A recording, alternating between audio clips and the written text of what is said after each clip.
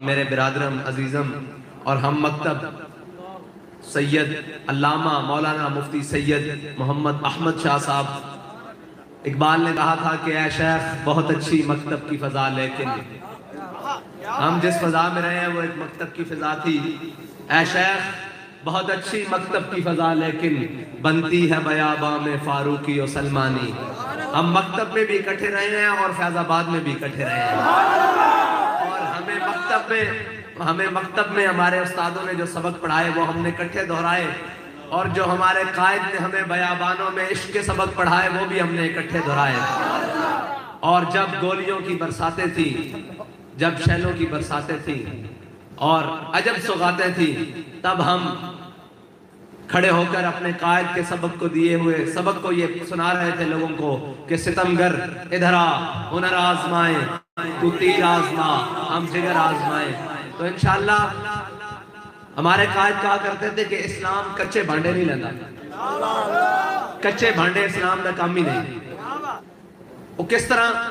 ساڑھے قائد فرماتے سن میرے آقا مولا دی غلامی واسطے اللہ تعالیٰ نے ان اللہ نظر فی قلوب العباد، اللہ نے ازل وچ سارے دلاں وال ویکھیا، لیکن جڑے سب نالوں پاکیزہ دل پائے نا وہ ساڑھے آقا مولا دے غلام صحابہ کرام سن۔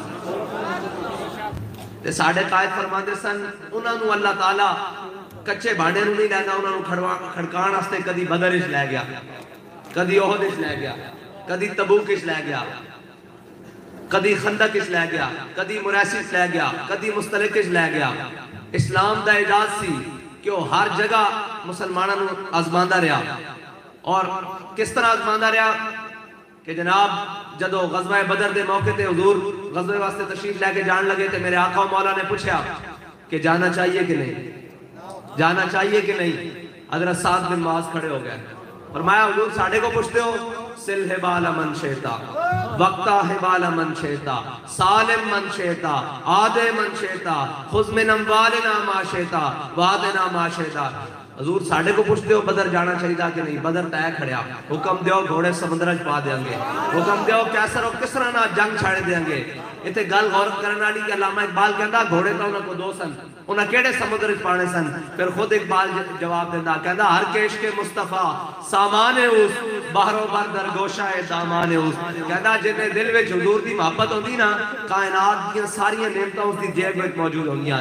پھر صحابہ نے حضور دی محبت پہ بد کے گل کی تھی، جب ساڑھے قائد نے بد کے گل کی تھی رب نے رکھی نہیں۔ پھر ایک شاعر کہتے ہیں کہ تیرے لہجے نے بتایا حق مصطفیٰ کیا ہے، تیرے لہجے نے بتایا حق مصطفیٰ کیا ہے، وفاؤں کا تقاضا کیا ہے، صلہ وفا کیا ہے۔ ساڑھے قائد نے سانو دسیا کہ حضور نال وفا انج کرنی تے مالکہ دسیا اسی صلہ انج دینا۔ اللہ اللہ